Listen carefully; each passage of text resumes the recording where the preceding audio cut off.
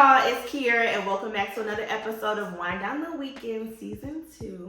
I'm very excited to have some special guests with me today. I have Melvin. What's going on, world? It's your boy Melvin Earl. You can find me at Melvin Earl Music. Musician, professor, artist, scholar, and neighborhood superhero. All of that. Yeah. All of that. Happy to be here. Thank you. I'm happy to be here. Hey. And then we also have Courtney in the building. Hey, my name's Courtney, here to represent Melvin. See what's poppin', see what y'all are up to, wind down the weekend.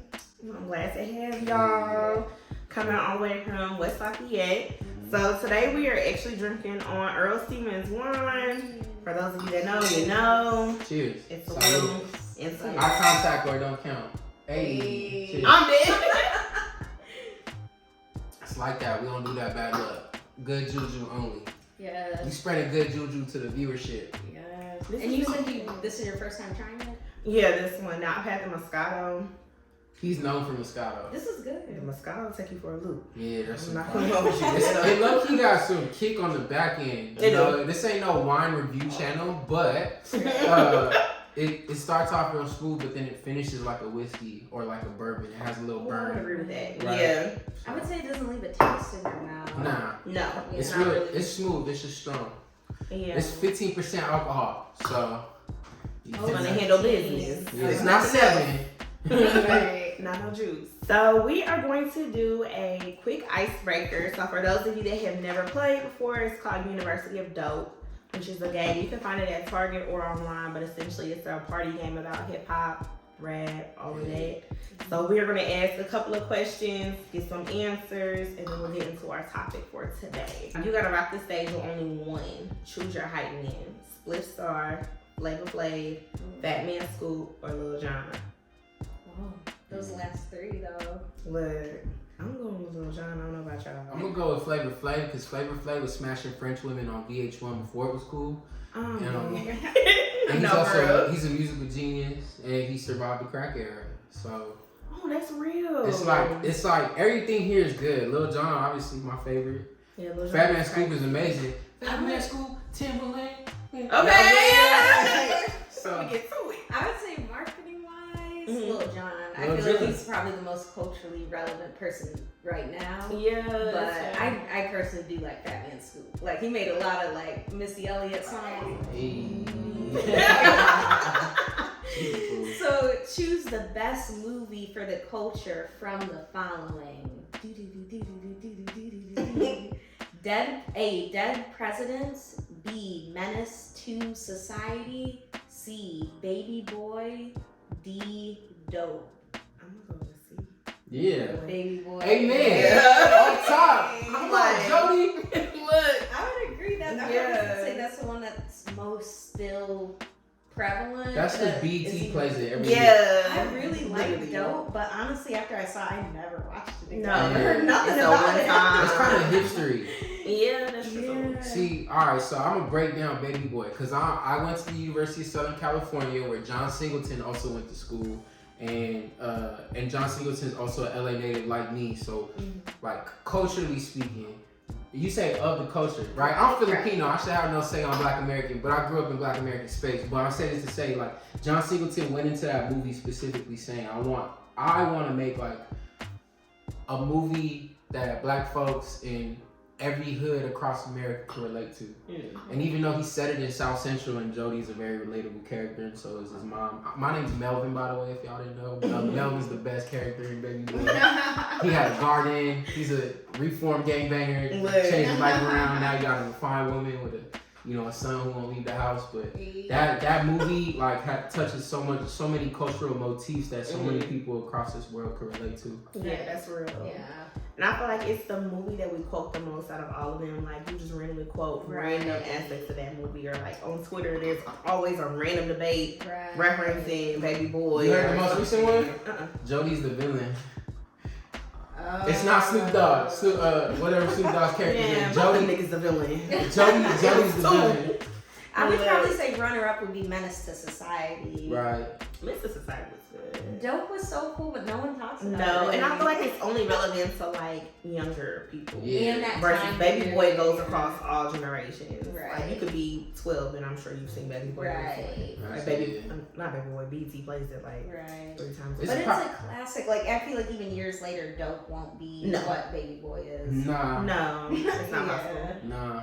I'm not sure we have too many black movies actually that'll That's a like good point. that are happening now that'll go across generations. That will even last and stand No. the test of time. Not the way the 90s, like the way Right. the 90s hit with the Oh, movies. for There's sure. no. We're not. We still No. playing.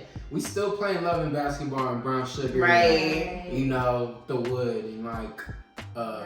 what's the one about the best man Mhm. with Tay Diggs Right. Yeah. and they yeah. Maybe some Tyler Soul Perry Food. movies.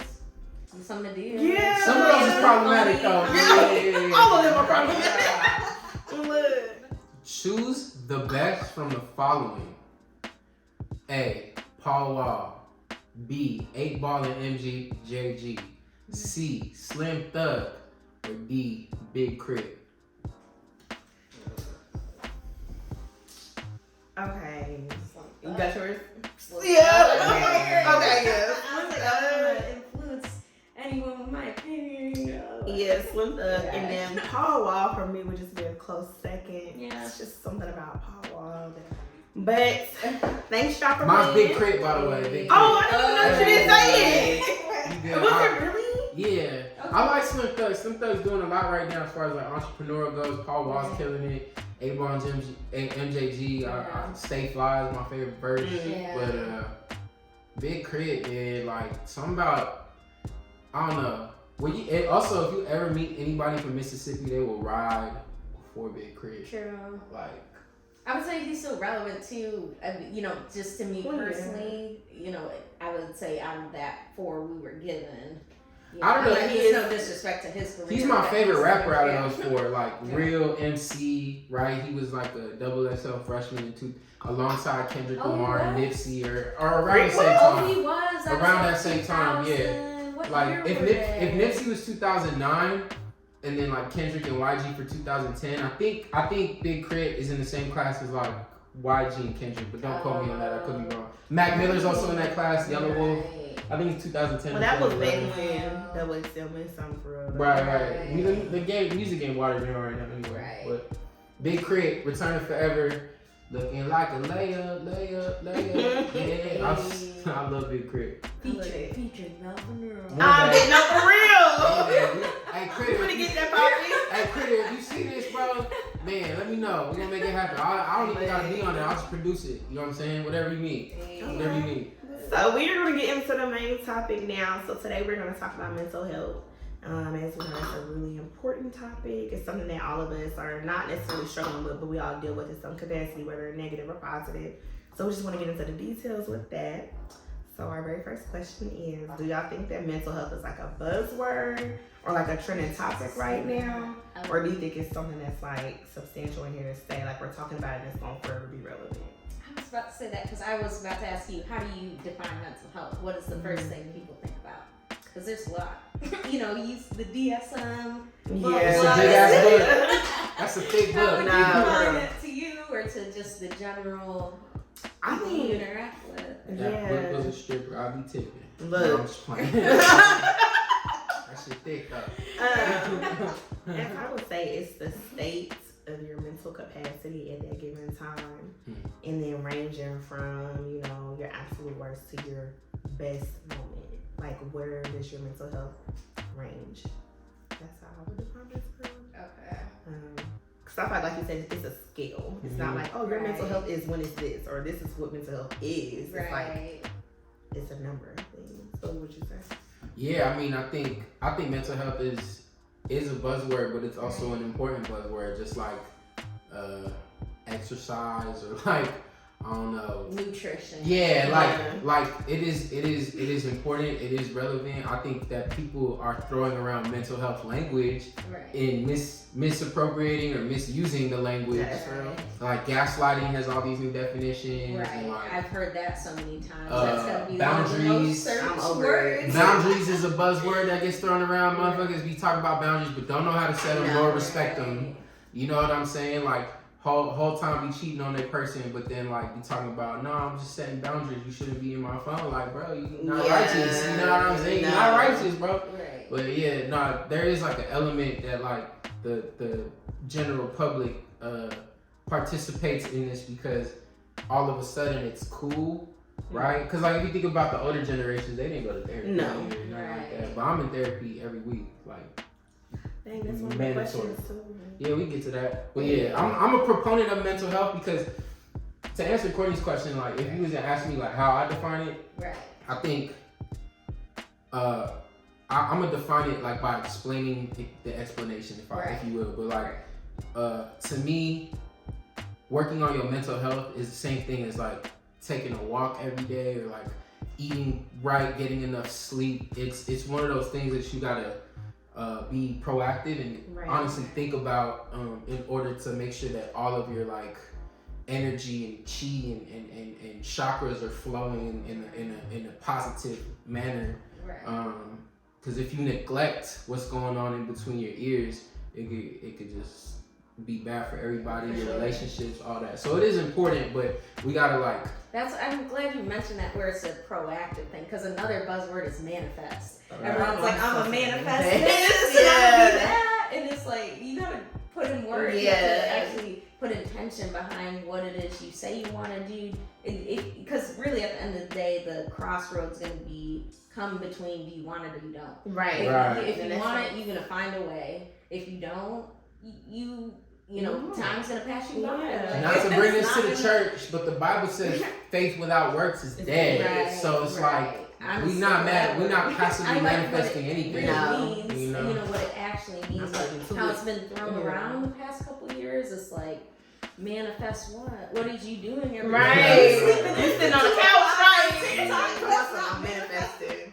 Okay, let's see how that goes. Right. But I do think mental health is like a buzzword or a trending topic right now, but I don't think it's bad. I think it's good at sparking the conversation, and that's what we needed for mental health, surrounding mental health. And I think it's also something that you can't really pick up and put down. I don't think you're going to ever be able to just ignore your mental health after us blowing it up like this. I think it's always going to be, whether it's something you keep in your back pocket, you're always going to be focused on your mental health at some aspect. So, once you're aware, like once you know better, you do better. Right? And I think the beautiful thing about it being a buzzword right now is like you have people in older generations who never did that work in the 80s or 90s or early 2000s. Now, after their kids have grown up and now they realize, I passed on toxic behaviors to my children, or I did this, or I never healed this, my inner child never healed this. Now, in their 40s, 50s, and 60s, are getting therapy, which is good. So that's true. It's affecting all of us. Yeah. So, if someone were to ask y'all how you're doing right now, what would your most honest answer be? I'm excellent. Like overall, I feel well, but then I have my days and my moments, and those closest to me will be able to attest to that. I don't feel excellent or well every second of every day, right? It's ups and downs, it's attrition, but overall I feel well. I feel extremely grateful and I feel blessed. Number one, to be in this position, to be on this podcast and, with Kiera, and like number two, just to be able to wake up and do what I love to do every day. So like overall, like my morale is high, but it's ups and downs, as being a man of color in the United States of America, or like dealing with my own insecurities and my own shortcomings. I gotta be more mindful about being patient and graceful with myself in those moments. But the truth is, overall, I feel great. Being patient with yourself. Right. Yeah, I agree. Yeah, I would say I'm on my way. You know, as you grow, you learn more about yourself, about the world, others. Like my mom always said, you never know how you'll leave this earth. Right. That's real. How your mind will be, how many limbs you're gonna have. You never know. So it just how's that relate to compassionate to people, to be compassionate with others. Be patient. It's not all about you 24/7. People got other stuff going on. Kim Kardashian in that show, people are dying, Kim. Look. Over diamond earrings, people are going through it for real. How you feeling, Karen? Right, yeah, sorry. No, you're cool. I'm genuinely good right now. And I only say that because I was going through a lot, like, before I left for my trip to San Diego. Hey. So after going and coming back, Right. I feel good. Like, I feel like I'm back where I need to be. Yeah. And I feel like I'm ready to, like, tackle stuff. And so, like, one of my last conversations that I had before coming back was, like, you know, what's your biggest goal? Mm-hmm. And I was like, honestly, my next biggest goal is to, like, take myself more serious. Like, I'm in a more positive state, and I feel like I can tackle more, I can become more, and I know I'm destined to be more. And so I just feel like, I don't know, I feel encouraged and confident enough to take on what I'm supposed to be doing in this lifetime. So That's I'm good. feeling good for real. Yes, get your grind on. Thank you. I'm trying. I'm trying. So how do you feel your childhood or your life journey has impacted your mental health? So I know you had mentioned parents going to get therapy now and all of that, like backtracking. So how has that affected you? Well, to be clear, my parents are not in therapy, but I've seen other people. Yeah, for my sure. parents are stubborn, and they're in their 70s, so they're Same. probably gonna go to the grave without ever dealing with their childhood trauma. But I mean, my childhood definitely impacts my mental health, or just my overall personhood today, you know. And a lot of it comes up in therapy. This is not a therapy session, so I don't feel obliged to share, you know, like whatever traumas and, you know, assaults I done survived and I didn't come back from. But, you know, I think like the point of like answering the question is like that stuff affects you whether you admit it or not.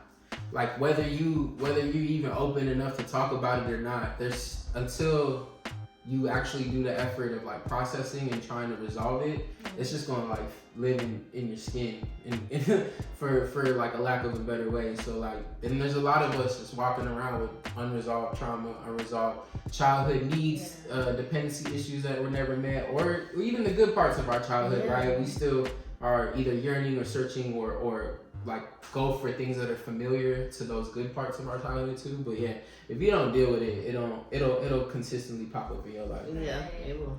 Right. What about you? Well, I feel like just naturally it's gonna shape kind of just how you think, you see things, how you see situations, how people, you know, decide on decisions, how you would have done it, but realistically, you know, there's no one right way to do anything, you know, like whether it's for you or, you know, you try to do your best guess. And I feel like I've always carried that, not to beat yourself over the head, you know, whether you know, this outcome turned that way, you know, because you can get to the same pathway, even though, you know, I like to say 10, you know, 2 times 5 equals 10, 5 plus 5 equals 10, 12 minus 2 equals 10. You know, there's many different ways to get to the same destination, you know, so I feel like I've taken that and, you know, it's just your perspective on things. You can either see it half full, half empty. You can let it wear you down and get in a rut and, you know, blame everyone and point your finger and not do the work on you, you know, like, but at the end of the day,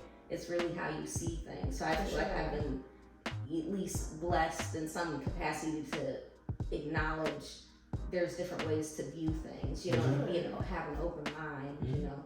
You know, we can be closed-minded to certain things, you know, but, you know, and I'm not denying, you know, I've been in part of that group at some point, you know, but yeah, there's different ways to see things. As long as you believe, have confidence in yourself, you know, you were raised with that. You know, there's nothing that can stop you. Really, it's you that's stopping you. Right. 90% of the time. 90% of the time. Like, yeah.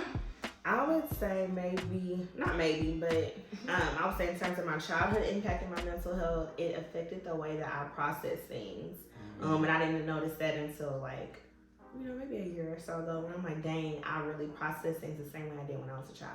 Like, there's been no change in it. And the things that I went through as a child really affected, like, how I do that. And so I would say that's one thing for me. And then in terms of my life journey, I think it's kind of made me, like, just this really, not like hard person, but like almost like a hard person. Like I just like I gotta be tough all the time. So being tough all the time, and then my childhood making me this person like where I feel like people type of thing. Meeting new people?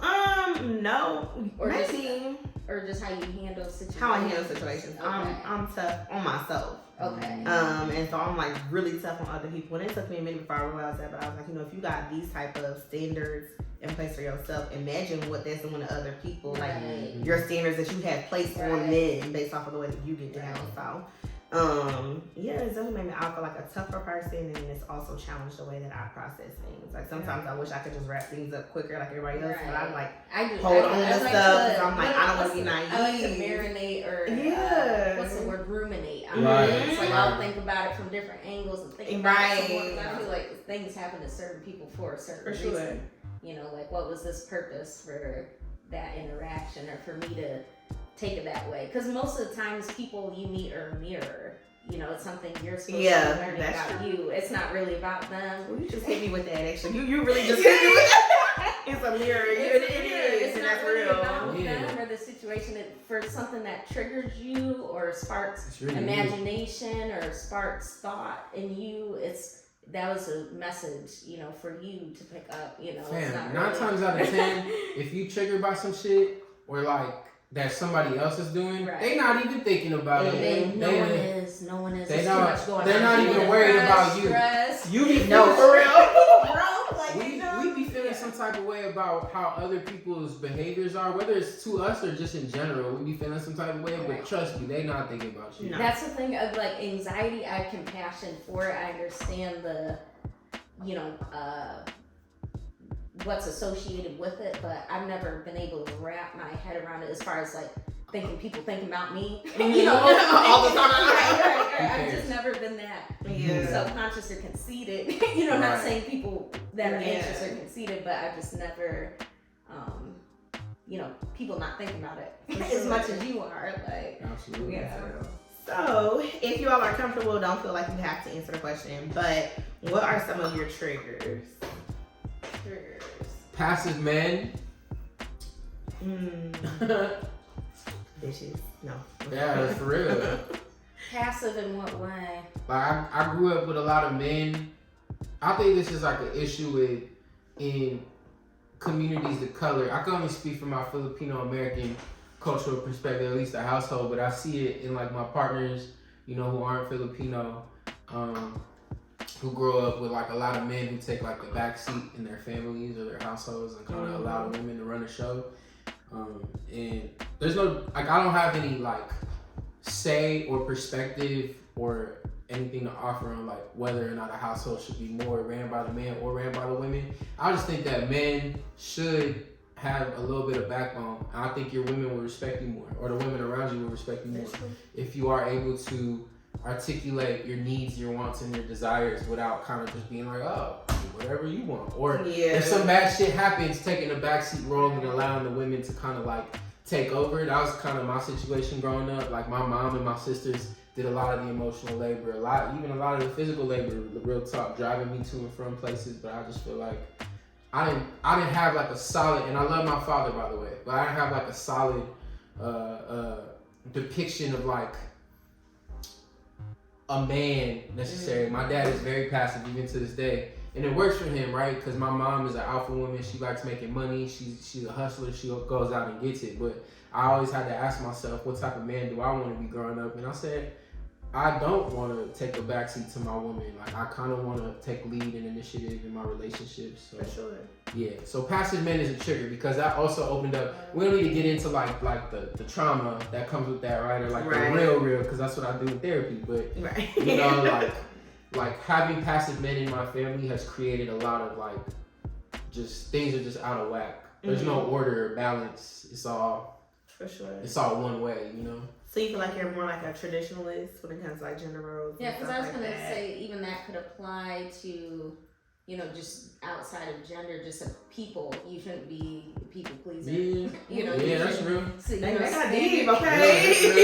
It's not gender. With what you believe in, what you're not about to do, what you're down for, what you. But I would say it's running as a household, as in your experience. I just know what didn't work. Now, I don't know if necessarily like the complete opposite is also gonna work. Like I'm all about balance and I'm all about communication and communication styles. Right, we're talking about mental health and therapy. Like I think it's important for a space to be cultivated where I could express my needs, wants, and desires, and be where my partner or my children or the people in my life can also express their needs, wants, and desires. But I think what we see often are situations where specifically black and brown men, right? Shout out to my brothers, like having a hard time communicating, period. Yeah. Right. Let alone not even knowing what they want, need, or desire. You know what I'm saying? Right. And it creates like a distortion of balance where a lot of times people are like overexerting themselves to meet people's needs when they can't even tell you what they need. Yeah. It's all communication styles all around. But yeah, I just think that like for example, I'm gonna give y'all this example, right? I was at a dinner with my family, right? Mm-hmm. My nephew, all like family, brothers, sisters, parents, and then their significant others and kids. So it's like 15 of us at a table. My nephew spilled Sprite on my sister's shirt, and on accident. He's a little kid. It was an accident, right? And she's cool. She's real graceful and real patient. Obviously, it's a baby, so she's not tripping. But like toddler baby. He's 6. He was 6 at the time. Oh. Nobody like motioned to even offer her any help, right? There was no like clean napkins on her table, and I was the only one to get up and go to the bathroom to get my sister paper towels. Like the only one. My dad didn't. Her boyfriend, who was also at the table, didn't. And like I told my nephews, What do you feel like the reasoning was behind that? Like she can handle it herself. Dudes is just bitch made these days. That's Yeah, just really no, what bro. it is. I'll be trying not to go there so quickly, Yeah. but I'm like, Dudes is just hoes. They more hoes than the hoes. yeah, no, for real. You know what I'm saying? They the real original. bitches. They Yeah. the original. No, it's like, bro, don't get me started. Please don't get me started. No, we can do that. I act out. I'm Kevin Samuels, J. I Allen. will act up in here. No, No, we can do I that. can't stand no bitch ass nigga. I'm here for this. Me too though. I just told you. I like that shit. Yeah, for real. That was your triggers. That's what we're It's getting cancerous. But, It's cancerous because you also like. I think as men, I think that we should be setting the tempo. Mhm. Like we should be steady and providing. I use the word provide, like choosing it appropriately, but like we should be providing a specific role for the people in our lives, the women, the children, the other men, even myself. I hold my close male friend group to a high standard. You met a bunch of my homeboys, and we have a similar standard of how we're supposed to get down. But it's like, you know, there's generations, like 2 or 3 generations of men nowadays, like even the older cats who like are just bitch made. They don't know what they want. They don't know how to say what they want. They don't have any desire. And like obviously it's institutional. Like first of all, black and brown men have less access to opportunities. So like that might play on a black or a brown man's emotional psyche, mental psyche, and his ability to show up in his relationships. for sure. So let's name that, right? I recognize that, like the institutional standard, but at a certain point, you 35. Yeah, 40. thank you. You know, you can It says I'm 35. What's Like, right in what the life, fuck? You're what 50. you want. You're 100. You're old as hell, my nigga. What's going on? It's not Like, about society anymore because society's No. changed 50 Right. times since you've been alive. What we've is grown. it? Right. Why are you not growing? Right. Like, That's real. it's an It's a illness. decision. Are Like, you going to decide, you know, It to is an work on illness. yourself? Obviously, there's more barriers in place to kind of, you know, figure out what you need to focus on, where you need to go, seeing good role models in your, you know, immediate community. But at a certain point, do you want to be better? You want to be the Right. same? You know, you And that's wanna why change. I'm super grateful for the men in my life who like do have backbone, and I've seen them set tempos with their wives and their children that are healthy or healthier than the one that I grew up in. You know what I'm saying? And like they've explicitly told me no, like I'm gonna be the one that dead the bitch in my generation. Yeah, Like for real. it dies with me. Right. Like before me, and then I'm changing all of that. We're not having that. So I feel it for sure. Triggers like interpersonal relationships or just Anything that triggers you. It could be out in the world, relationships, friendships, family. Yeah, I'd probably say what comes to mind. I like notice when little things are out of place. Mhm. Like I live alone now, but when I have roommates, I could just pick up on things. Not that it would trigger me to lash out or anything, but it's just like I noticed that. You know, like I can throwing you. right. and I could attest, like Courtney's like real intentional about her living space. Similar to like how this space is curated, Yeah. like everything has a reason for why it is where it is. For sure. You know, it's very beautiful and Thank you. ornate, right? kitschy, if you will. Look. But I can see why that would trigger you. Like, Right. the ice cream scooper wasn't there. Right. And For a reason. You knew where it was before. Right. You know what it was. Wash it, dry it off, put it back. Right. Yeah. Right. I feel you. Yeah. What about you? I would definitely say, so being called selfish is probably like one of my biggest triggers. It literally, like, it floors me. And I feel like a lot of times I'll try and like keep it cute just because people don't know me well enough to know that that's a trigger. But like, I feel like I'm always going above and beyond for people, and people are very rarely going above and beyond for me. So to call me selfish when I very rarely tell people no, like on a serious level, like I jokingly say no and do things anyway. Right. But like, I almost always say yes. Right. And so for you to call me selfish, oh, okay. But that kind of goes to my childhood. Like, when I was younger, like my dad had called me selfish, and I was just like, damn, like I went my whole life trying to be your least selfish child, and then you just throw that shit in my face, like you're my most selfish child, and I'm like, Yeah, you what ain't. is selfish mean? Bro, yeah, Because I Right. would define it a certain way, but maybe we define Well, it I differently. don't see anything wrong with people being selfish. That's the funniest thing about that being Right. a trigger. I don't see anything wrong with being selfish because I feel like a lot of times when people call you selfish, it's because they're actually selfish because nobody owes you anything. So you think I'm selfish because you wanted me to do something for you, more than likely? Yeah. And that doesn't make sense. Yeah, You're I don't really selfish. define people as selfish. I might say self-centered. Mm-hmm. But I also very, very rarely define someone as selfish. Mm-hmm. But I also feel like Oblivious, your world self-centered, should I would surround say. you. Yeah. Right. I would say put yourself first. Right. And so Yeah. I agree with that wholeheartedly though. And so like I go hard for people that are selfish, and I think you should be. But then when somebody calls me selfish, it's like, well, I don't really live my life like that, so that doesn't make sense to me a lot of times. So are they saying selfish as in lack of what? Like I'll say no to something. So then when I say no to something, it's like, yeah, because So she's you're selfish as fuck. protecting your Property, energy, Because when and you, it's like, just because you're off work doesn't mean you're not. yeah. You can have downtime. People don't get that though. So they like, just want to absorb all yeah, they the feel like energy whatever and you all have that is stuff. they have a right to it.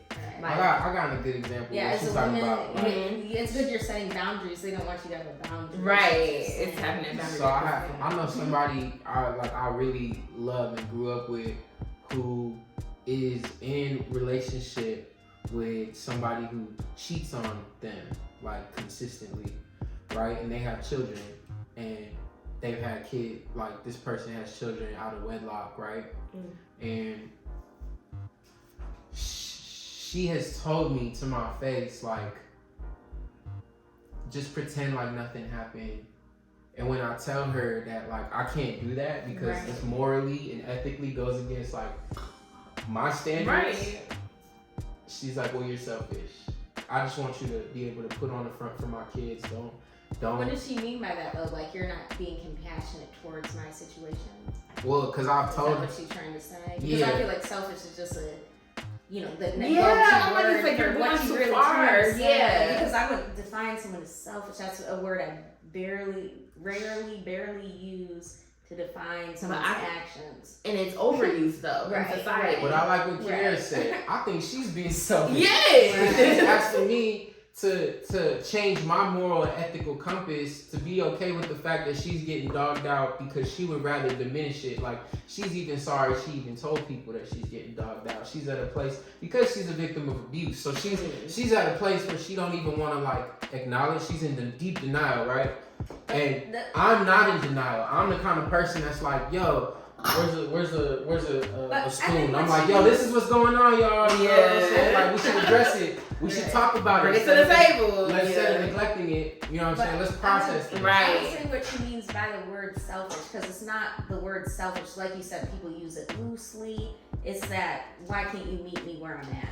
I'm obviously not at a place where I've processed what's going on. I'm just trying to I got children in this situation. I got me. I got my own mental health. Can you meet me where I'm at? I think that's what she tried to encompass. Some people aren't the best wordsmiths or this or that. Yeah, and I feel that. Yeah. But I just feel like selfish is such a gross misuse of language. Right. I just can't. Like when somebody calls me that, I'm like, right. I'm selfish, Right. and then immediately I'm like, well, if we do a roll call of all the shit I've done for you that actually put me at a disadvantage, like, what the fuck are we talking about? Right. So I can't. Like, being called selfish throws me. I may say self-centered or self-absorbed, but I rarely say selfish. That means something. I don't ever say it. And if I do say it, it's all in for a positive yourself light. and you have no regard for nothing else. Right. That's what selfish means to me. That's why when people throw it out, I'm like, you think I don't give a fuck about you? Right. Let's talk about everything I've done for you. Right. Like, what are we Right. talking about? So, Right. All the considerations I made, and I'm selfish. Right. Like, how? Right. But you asking me to change my beliefs and perspectives for you. You're not selfish. And you're not selfish? Okay. Who All made right, that good. song Selfish in like the 2010s? That's probably where it comes from. Can't be rock. Rest in peace. Yes! I was listening to that the other day. Okay. That's probably where it got blown up at. Because I'm like, bro, y'all are crazy. Because I would say, like, you know, all about me, self-absorbed, and no regard for anything else. And I don't care how it leaves. No other. Right. That's And called it works negligence, and so there's a like- lot of yeah. selfish people who are extremely negligent. Right. Because I'd say nothing's wrong. You have to set boundaries and what For you sure. age and kind of, you know, you doing your own thing. You're trying to get to certain places and certain parts of your aspect of your life, career. Yeah. Like, you gotta set boundaries with people. I wouldn't say that's selfish. No, it's not. classified as that, but it's like setting boundaries, focusing on you. I don't think That's not selfish. right. And It's you not make it. time for people when it works out. Right. I don't need to drop everything, stop, drop, and roll just because you Right. pick up the phone and Real. yeah. People don't get that. They don't care. Right. Like, oh, it's all about me, yo. Okay. Right. That's kind of selfish. Right. Thank you. That'd be my And whole she's point. like, what about my happiness? I'm like, you don't see how everybody around you is miserable, but you Because want of you. because of you. So maybe it's She's like, what about my selfish. happiness? Maybe- You selfish. Right. I'm selfish. You're selfish. But maybe That's why you this. It's a lazy term. Yeah, it's grossly lazy, misused. yeah. Like, no. And if Y'all I'm gotta find selfish something better. for not wanting to meet you where you at, then I'm selfish.